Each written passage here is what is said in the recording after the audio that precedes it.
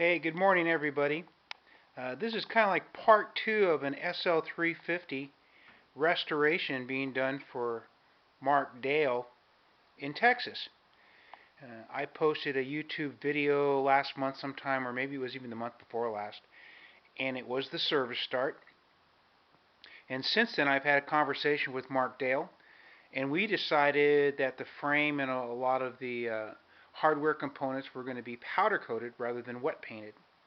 Mark Dale's not going to show this bike, and so he wants the thing most durable, and powder coating is kind of the way to go if we're going to do that.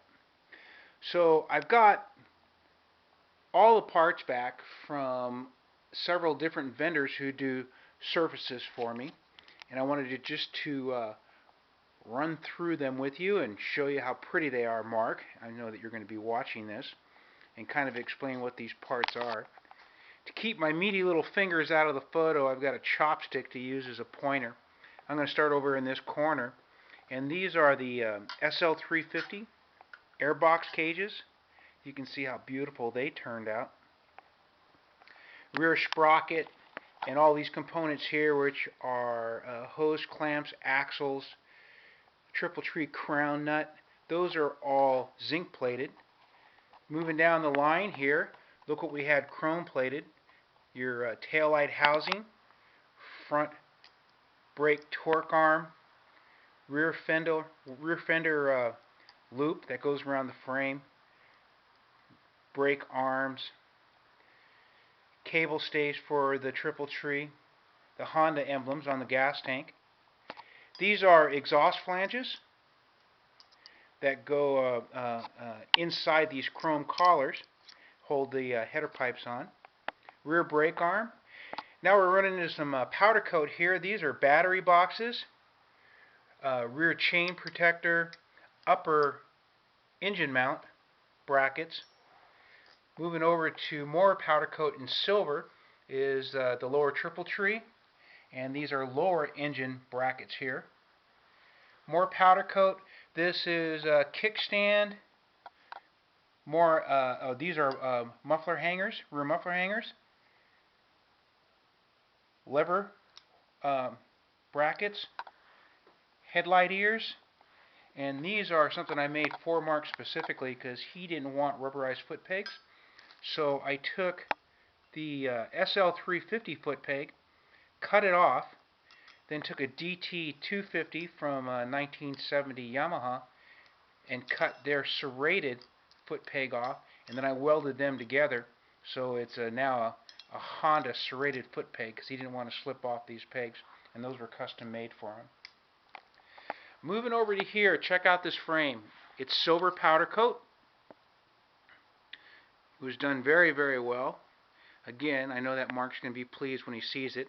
I know he's going to see this video and he's going to get very, very anxious. And let me show you where this process begins, at least for my restoration purposes. Here are a pair of two brand new rims and two sets of brand new spokes.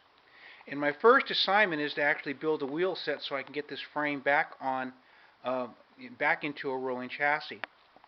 You can see, even though that the SL350 was in really, really great condition, that these two hubs have a lot of flaws in them.